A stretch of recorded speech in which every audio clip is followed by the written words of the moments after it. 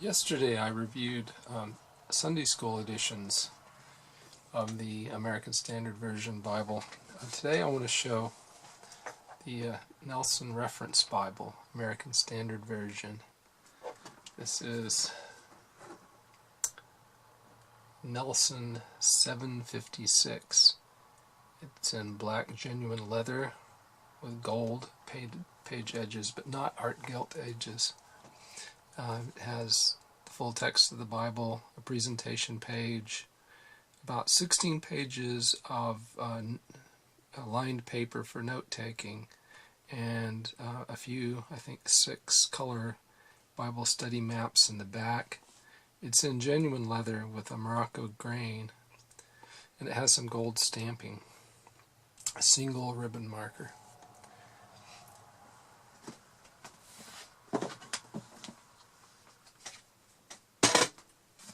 So here it is, Morocco grain, American Standard Version, Reference Edition, Nelson, and it says 756. It is 9 3/8 inches tall, 7 1/8 wide, and about 1 3/8 inches thick. I'll just show you the book rapidly, and then we'll talk about details like paper and the font. Title page.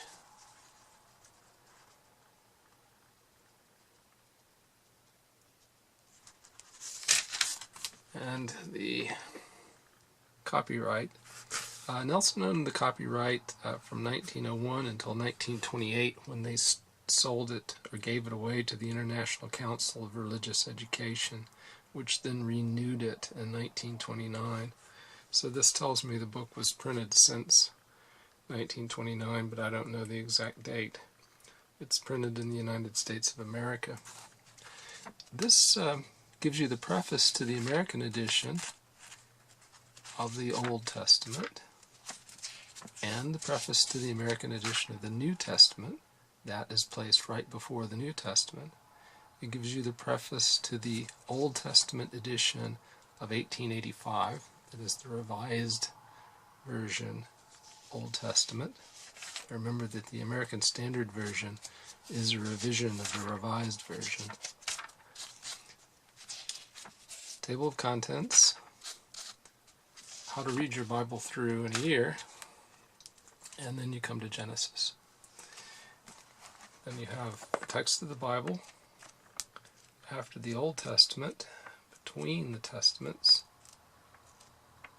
Get there. We have the preface to the American Standard Version, the American edition of the New Testament. Then the preface to the edition of 1881, that's when the Revised Version, New Testament, was printed. Then the New Testament, followed by the lined paper for notes, and the 6, I think, colored maps, maybe 8. So I want to talk now about font size.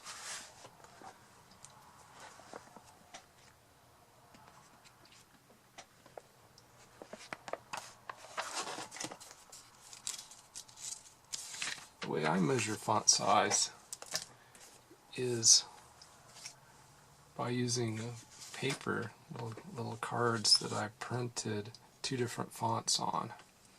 And I find a suitable word. I printed the word then on my card, and I compare. So I line up a then with a then. This particular card is in Georgia, and you can see that the Georgia then and the printed then are very close in size at about a 9.5 point. Similarly, I have a card with Times New Roman, and it appears to me to be a little larger when compared to Times New Roman. It's close to a 10.5, close to a 10. I think it's somewhere a little bit larger, and just a hair larger than a 10 in Times New Roman. The paperweight, my estimate is it's about 42 GSM. This is excellent paper. It's smooth but not glossy. It has a great feel to it. You see there's no sheen. You see a little bit of a reflection of the lamp, but no shininess, no gloss to it at all. Characters per line, it's about 34 characters per line, which is a good distance for me. It's I like a narrow column. The Sunday School Teacher's Edition that I showed yesterday was more like 39, if I remember correctly. The line spacing is an issue in this book. And if it weren't for line spacing and print quality, this is a book that I think that I would choose to have a rebound. Let's look at a couple of places here. Maybe I can zoom in. Right, that looks good. This is not uncommon with Nelson Bibles. I haven't bought a Nelson Bible in a while, so maybe it's no longer true. But the line spacing is very tight. Look here, for instance, at the G in light and the G in God, or here at the Y in day and the G in God. Very close together, so even though you have a relatively large font, it's a bit hard on the eyes. Printed wonderfully though, very nicely printed, where it's printed well, which I think should take me to the next topic. It's not printed well. Not uniformly, not throughout the book. We'll go to Jonah. It's one of the best bad examples of bad printing. So here you go. Zoom this back out. So that's Jonah on the right. Compare that, go over about 6 pages. Okay, so here, this is the end of Micah, I think, on the right.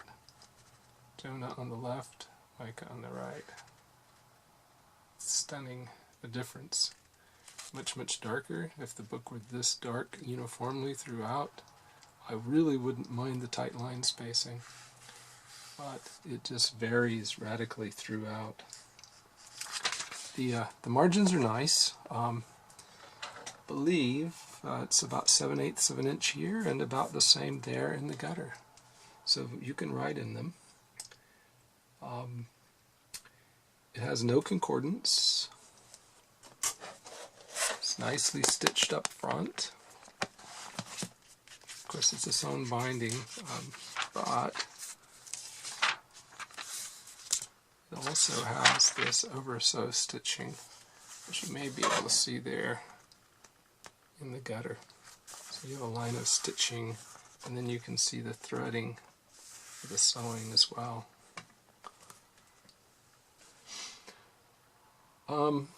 So that's pretty much it for the overview. I just want to say a word or two now about the New Testament translation approach.